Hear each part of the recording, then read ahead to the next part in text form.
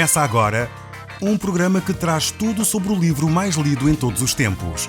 Apresentamos O Som do Livro.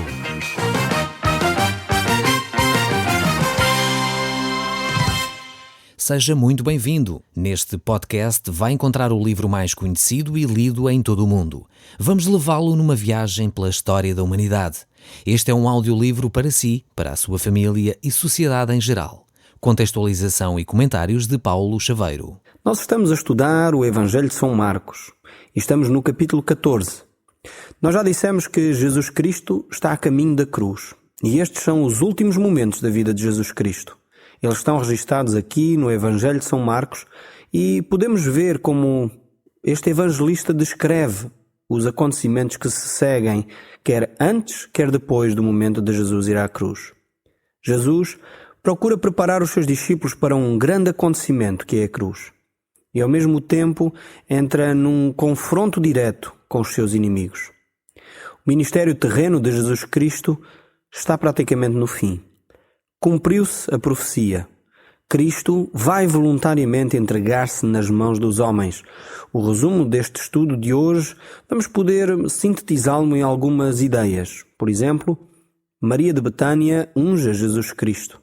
Temos ainda em seguida a traição de Judas. Vemos como Pedro, o grande apóstolo, nega a Jesus Cristo. E vemos ainda como o Sinédrio prende Jesus Cristo e o entrega para ser julgado e condenado. Finalmente olhamos para a morte de Jesus Cristo. A morte de Cristo na cruz, além de realizar esse sacrifício que conduz o homem a uma nova relação com Deus, através desse sacrifício, podemos ver também e aprender dele um exemplo tremendo de obediência a Deus. Os textos que nos levam a entender este caminhar de Jesus Cristo são de uma profundeza tremenda. Provavelmente nós nunca chegaremos a atingir toda a profundidade destes textos bíblicos. Nem provavelmente entenderemos toda a altura que eles têm, pois o nosso conhecimento é bastante limitado.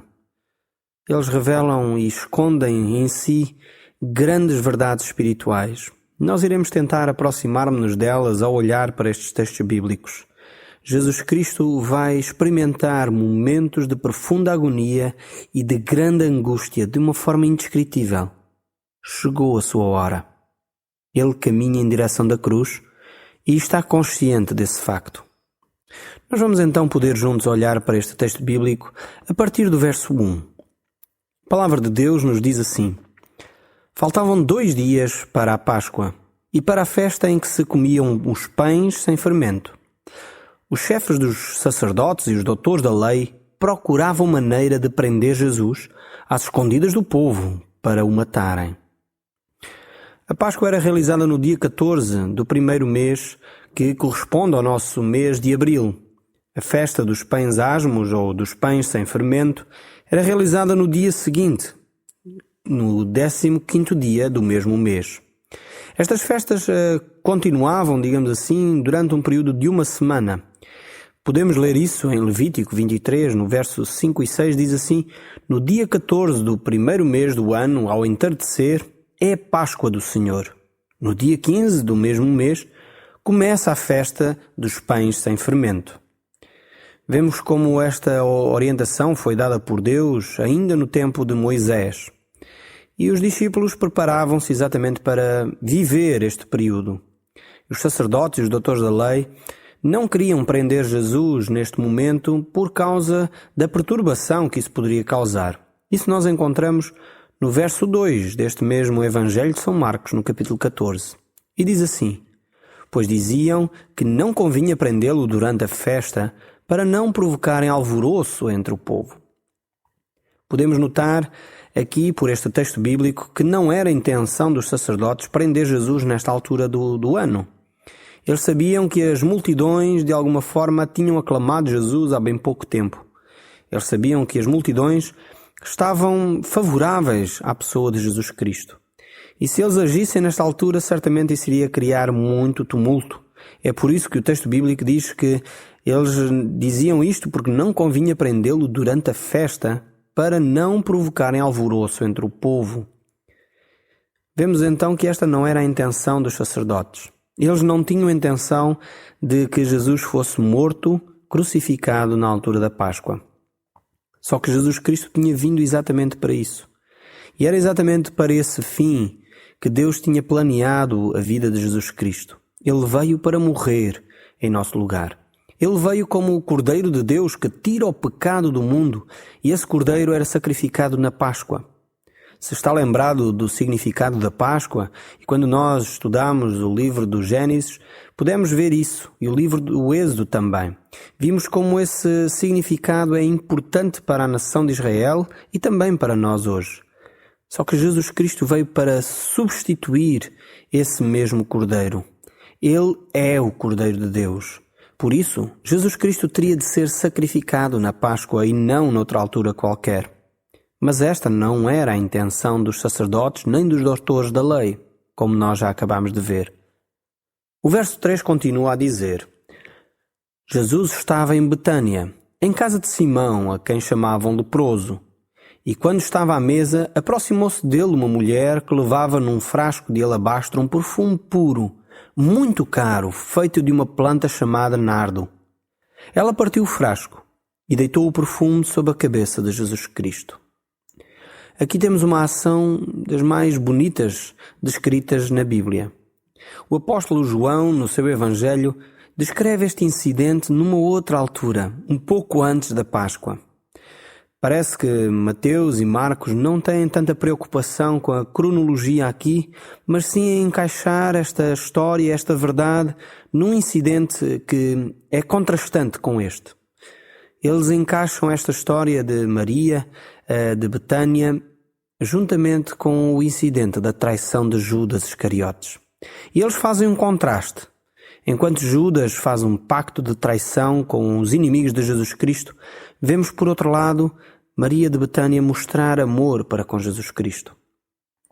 Estas ações são como se fossem manifestada a luz e as trevas, aquilo que está ao nosso redor e aquilo que de alguma forma permeia o coração do homem, a traição, mas ao mesmo tempo o amor. E esta no fundo é uma das possíveis reações que você tem em relação a Jesus Cristo. Ou o rejeita ou o ama. Não há de facto uma outra possibilidade. E Maria de Betânia, assim como Judas Iscariotes, tipificam, apontam para pessoas que talvez nos estão a ouvir neste momento. Pessoas que se calhar não querem saber nada de Jesus Cristo, rejeitam Jesus Cristo. Talvez é o seu caso neste momento. Ou talvez de facto você tenha um amor profundo por Jesus Cristo. E está pronta para agir desta forma, como vemos aqui Maria fazer. Ela pegou naquilo que tinha de mais precioso, um perfume caríssimo, para oferecer e ungir Jesus Cristo. Esta Maria aqui, provavelmente já se deu conta, que é a irmã de Marta e irmã de Lázaro. O Evangelho de João descreve exatamente esta situação aqui. E o verso 4 continua. Algumas pessoas que lá estavam mostraram-se indignadas com aquilo e começaram a dizer umas às outras: para que desperdiçar todo este perfume? Podia vender-se por mais de 300 moedas que se davam aos pobres. E zangaram-se com a mulher. Porém, Jesus disse-lhes: deixem a mulher em paz e não a aborreçam.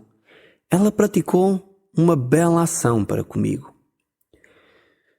Sabemos que este instigador que leva a esta reflexão foi levantado em primeiro lugar por Judas Iscariotes. Foi ele que levantou esta opinião de piedade em relação à forma como aquele perfume estava a ser usado. No Evangelho de João vemos como isso foi deixado bem claro, que foi Judas que tomou essa ação. A sugestão, que parece muito piedosa e muito justa, feita por Judas, de que aquele perfume fosse vendido e dado o dinheiro aos pobres, encobria, creio eu, motivações bem mais perversas. Judas era um ladrão. Ele tirava proveito do facto de ser ele que era o tesoureiro do grupo, era ele que cuidava das finanças dos discípulos e dos apóstolos, e ele retirava sempre para seu benefício próprio esse facto de ser o tesoureiro. E aqui certamente Judas não tinha nenhuma preocupação filantrópica ou altruísta. Certamente ele não estava muito preocupado com os pobres. Ele estava preocupado sim com os seus interesses. E infelizmente às vezes verificamos isto acontecer. Pessoas que até se dizem cristãs, pessoas que até parecem terem atitudes muito piedosas, no entanto muitas vezes estão mais preocupados com o seu próprio umbigo, estão mais preocupados consigo mesmos. E fazem grandes afirmações, às vezes tentam colocar aqueles que estão a agir de uma forma sincera, honesta, transparente, em lugares bem difíceis, bem complicados, para eles simplesmente tirarem o seu benefício próprio. E é triste assistirmos muitas vezes, e ainda hoje nos nossos dias, a situações destas. Às vezes até líderes estão a tirar benefício próprio das situações e eles próprios agem com uma atitude muito piedosa. Parecem até, de facto, pessoas preocupadas com as necessidades dos outros, como era Judas aqui. Judas, de facto, era um líder, ele era um discípulo. Ele tinha acompanhado Jesus por este tempo todo, 3 anos de ministério. No entanto, ele estava muito mais preocupado consigo. Ninguém poderia parecer mais humano do que Judas, mas ele estava interessado no dinheiro e não nos pobres. O verso 7 nos diz: pobres vocês vão ter sempre, e poderão fazer-lhe o bem que quiserem, mas a mim é que não poderão ter sempre. Isto disse Jesus para, de alguma forma, contrapor este ponto que Judas e talvez alguns dos apóstolos estavam a levantar, de que aquele dinheiro poderia ser usado para benefício dos pobres. Todos têm a oportunidade para ajudar com o seu dinheiro os pobres. Os pobres, diz o texto bíblico, sempre estarão presentes. Isto não quer dizer que não devemos agir para combater a pobreza ou combater e ajudar aqueles que são mais necessitados. Não é isso que Jesus está aqui a dizer. Mas sempre haverá pessoas a passar por dificuldades. Mais que não seja porque sempre haverá pessoas também egoístas e sempre haverá pessoas que querem explorar e aproveitar-se de outros mais necessitados. Por essa razão, sempre teremos os pobres connosco. Sempre teremos a oportunidade de ajudar as pessoas mais desfavorecidas. Há muitas coisas erradas no mundo que precisam também ser eliminadas além da pobreza. Todo o esforço deve ser feito no sentido de facto de ajudar essas pessoas. Mas por outro lado, o esforço maior deve ser de nos ligarmos a Deus e de nos relacionarmos verdadeiramente com Cristo Jesus. Um relacionamento de amor profundo com o Senhor Jesus Cristo, como fez Maria. Ela estava disposta a dar o que tinha de melhor para Jesus Cristo, pois ela queria manifestar o seu amor para com Jesus Cristo. E como consequência desse amor a Jesus Cristo, certamente ela iria manifestar o seu amor para com aqueles que estão mais necessitados. Esse é um mandamento de Jesus. Devemos amar a Deus acima de todas as coisas e amar ao próximo como a nós mesmos. Então, quando nós amamos a Deus, é quanto mais nós amamos aqueles que nos rodeiam. É impossível, diz o evangelista João na sua primeira carta, é impossível dizer que amamos a Deus e odiamos os irmãos. As coisas não conjugam. Então esta atitude aqui de Judas era claramente uma atitude hipócrita e egoísta. E ele não estava minimamente preocupado com os pobres. O texto bíblico continua no verso 8 a dizer: ela fez o que pôde, perfumou já o meu corpo para a sepultura. Estas palavras proféticas de Jesus Cristo, com respeito àquilo que iria acontecer. Provavelmente Maria tinha este discernimento espiritual. É possível que os apóstolos ainda não se tivessem apercebido que Jesus Cristo estava a caminhar para a cruz. Que o passo que Jesus estaria a dar era para a morte, para o sacrifício pela humanidade. E Maria teve este discernimento espiritual, por isso ela ungiu Jesus Cristo, como disse o próprio Jesus, para a sepultura. E Jesus continua a falar acerca desta mulher e diz: e garanto-vos que em qualquer parte do mundo onde for pregada a boa nova, será contado o que esta mulher acaba de fazer, e assim ela será recordada. Vemos que este perfume de alabastro continua ainda hoje a perfumar o mundo. Aonde quer que o Evangelho de Jesus Cristo é pregado, onde quer que esta boa notícia de que Jesus Cristo traz perdão à humanidade, Maria de Betânia continua a ser um exemplo para nós. Um exemplo de dedicação, um exemplo de coragem também para enfrentar os apóstolos, um exemplo de amor, um exemplo que nós devemos seguir. Esta mulher manifestou o seu carinho e o seu amor para com Jesus Cristo. e ainda muitos séculos depois, continua a ecoar este seu ato de amor. Depois vemos o texto bíblico no verso 10 a dizer: Judas Iscariotes, um dos 12 discípulos, foi falar com os chefes dos sacerdotes para lhes entregar Jesus. Eles ficaram muito contentes com isso e prometeram-lhe dar-lhe dinheiro. Judas começou então a procurar a melhor maneira de o entregar. Aqui temos esta ação de Judas. Esta ação egoísta de Judas que contrasta com a ação de amor de Maria de Betânia. Judas está associado aos inimigos de Jesus Cristo para matá-lo. O plano era trair Jesus Cristo, e Judas tem que aguardar a ocasião oportuna. Jesus, no entanto, conhecia tudo. Sabia exatamente o que Judas estava a tramar. Por isso Jesus Cristo diz a Judas: o que tens para fazer, faz depressa. E Judas parece que revelou pressa em concretizar o plano criminoso que ele tinha. Certamente Judas saiu daquele lugar, daquela ceia que Jesus estava a fazer com os seus discípulos e correu direitinho para os líderes religiosos. Ele estava a procurar uma oportunidade para matar Jesus. Ele sabia que Jesus Cristo iria sair para a oração, como era seu hábito. E foi exatamente aí que encontrou Jesus Cristo, no jardim, com os seus discípulos. Mas voltando então aqui ao início de todo este episódio, vamos ver o que o texto bíblico nos diz a partir do verso 12. E vamos ver como este espaço, esta cerimónia, decorreu com os discípulos e com Jesus. Diz assim: No primeiro dia da festa dos pães sem fermento, dia em que os judeus comemoravam a Páscoa, os discípulos perguntaram a Jesus: Onde queres que te preparemos a ceia da Páscoa? Vemos aqui como estes discípulos estavam preocupados em celebrar o cerimonial judaico. Era tempo de Páscoa, era tempo de refletir sobre a vida espiritual. Talvez o caro ouvinte está lembrado da afirmação que João Batista fez quando viu Jesus Cristo. O que é que ele disse? É que eis o Cordeiro de Deus que tira o pecado do mundo.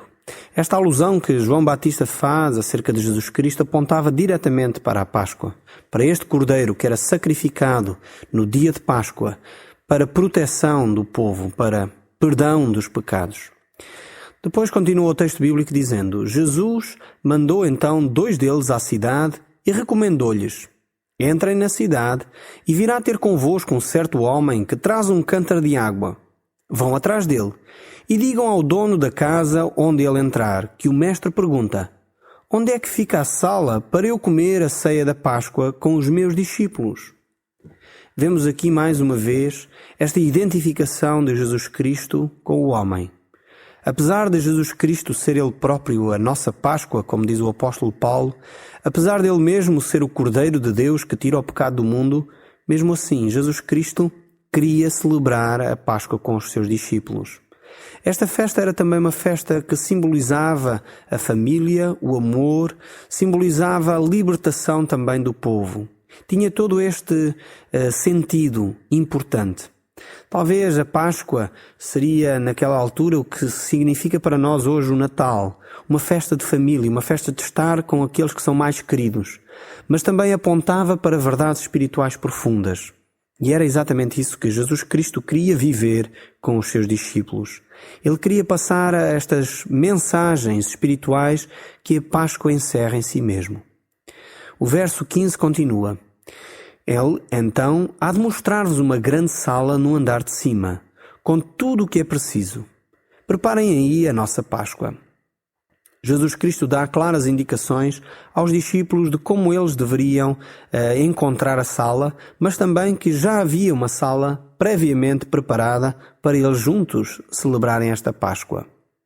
O verso 16 continua: Eles então partiram, entraram na cidade e encontraram tudo como Jesus tinha dito e prepararam a ceia da Páscoa. Vemos como Jesus Cristo tinha tudo bem planeado, quer para a sua entrada triunfal na cidade de Jerusalém, quando preparou o jumentinho, disse aos discípulos como eles deveriam de encontrar esse jumento, mas também aqui, relativamente à Páscoa. Jesus tinha tudo pronto para a realização do seu ministério. O verso 17 continua: Ao cair da noite, Jesus chegou então com os seus discípulos. Vemos como eles chegaram a este lugar e tudo já estava pronto para celebrarem esta Páscoa. Verso 18. E quando estavam sentados à mesa e a comer, ele afirmou: digo-vos com toda a verdade que um de vocês que estão aqui a cear comigo vai atraiçoar-me. Eles ficaram muito tristes e começaram a perguntar-lhe um por um: serei eu? E Jesus respondeu: é um dos 12. É aquele que molha o pão no prato juntamente comigo. Na verdade, o Filho do Homem vai morrer, tal como está previsto nas Escrituras a respeito dele. Mas ai daquele por quem o Filho do Homem vai ser atraiçoado. Seria melhor que ele não tivesse nascido. Vemos aqui que Jesus está perfeitamente consciente daquilo que vai acontecer com ele. Ele sabia todos os passos que deveriam ocorrer. Jesus sabia, inclusive, quem o iria atraiçoar. Este ato de colocar com Jesus Cristo a mão no prato tem a ver com, por um lado, intimidade. E Jesus está a dizer: apesar de ter uma certa intimidade comigo, essa pessoa vai me atraiçoar. Talvez você já teve alguma intimidade com Jesus Cristo. Talvez é a altura, se calhar, de mudar alguns sentimentos que vão no seu coração. É possível que você já se tenha desviado de Jesus Cristo, daquilo que Jesus quer fazer na sua vida. Talvez é a hora de tomar algumas decisões. Não siga o rumo que Judas tomou. Judas tomou este rumo de ir contra Jesus Cristo. Está na hora, talvez, de você se reconciliar com Jesus Cristo. Já teve uma certa intimidade, mas precisa de aumentar essa intimidade com Deus, dessa intimidade com Jesus Cristo. Tome essa decisão agora mesmo. Não deixe passar mais tempo. Aprofunda o seu relacionamento com Jesus Cristo. No próximo programa, nós vamos continuar a ver como Jesus Cristo caminha para a cruz. O Som do Livro, uma produção da Rádio Transmundial de Portugal.